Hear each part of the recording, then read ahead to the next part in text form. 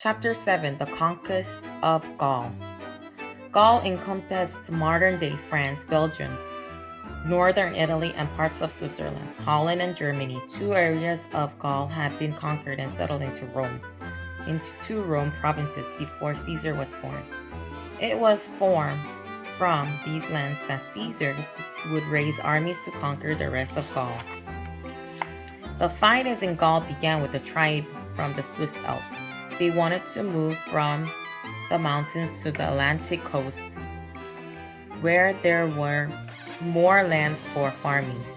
They also wished to be far away from their violent German neighbors. The tribe had planned this move for years.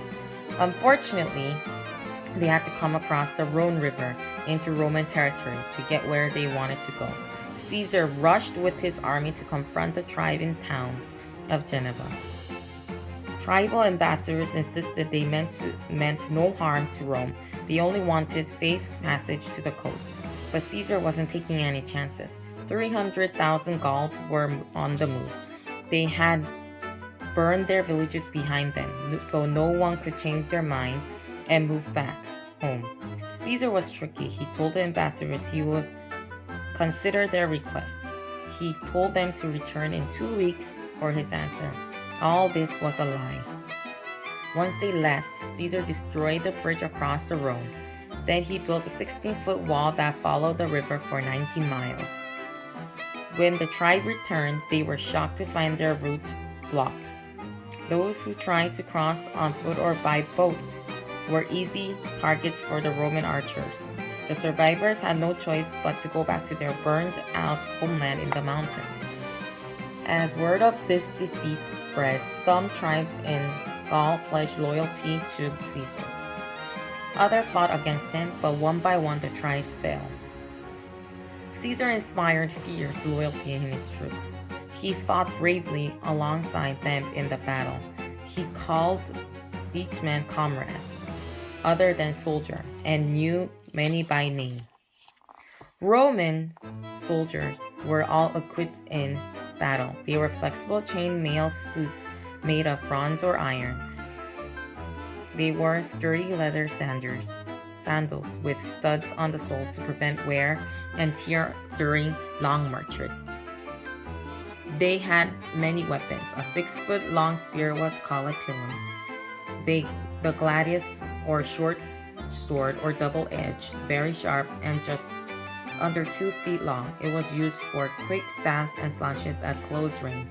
A lightweight shield called a scatum measured up to 4 feet tall and about 2 feet across.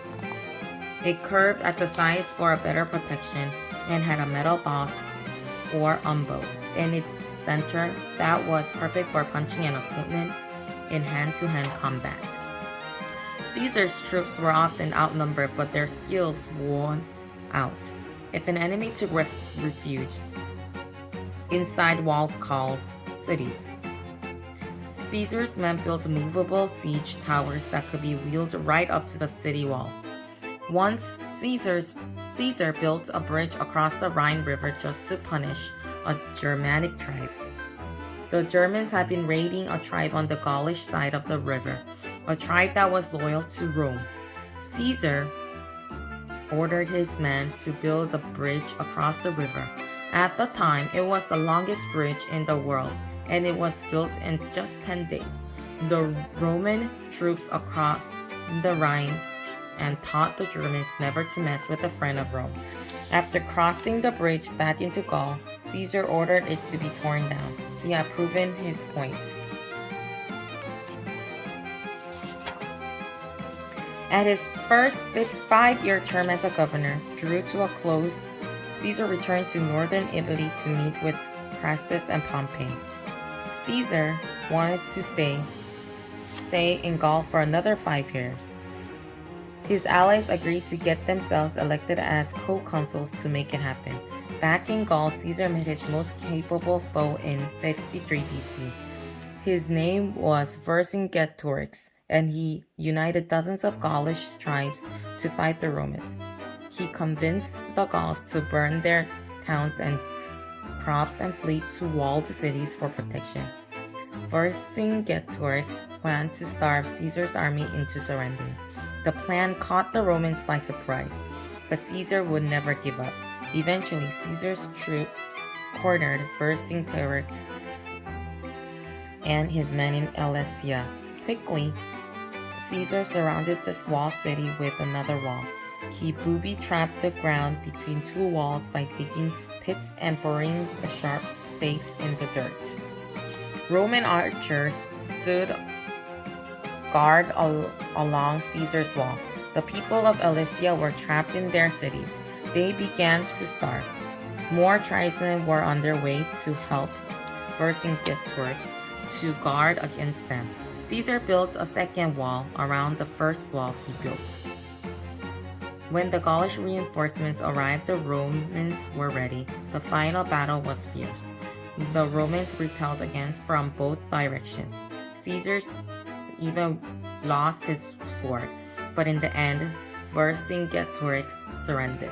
Caesar told everyone into slavery and arrested their leader. Vercingetorix was thrown in prison in Rome. More battles would be fought again, but the siege of Alesia was Gaul's last real chance to hold back.